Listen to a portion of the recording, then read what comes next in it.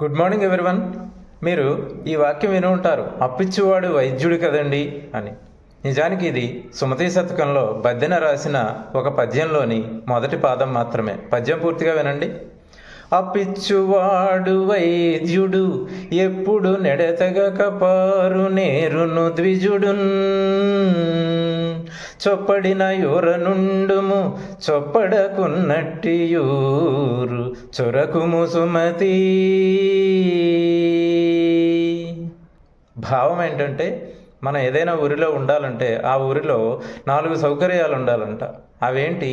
అప్పిచ్చువాడు ఉండాలి, వైద్యుడు ఉండాలి, ఎప్పుడు ఎడతెగక పారే ఏరు అంటే నీరు పుష్కలంగా ఉండాలి, అలాగే మనకు మంచి చెడ్డలు చెప్పడానికి ఒక పండితుడు ఉండాలి.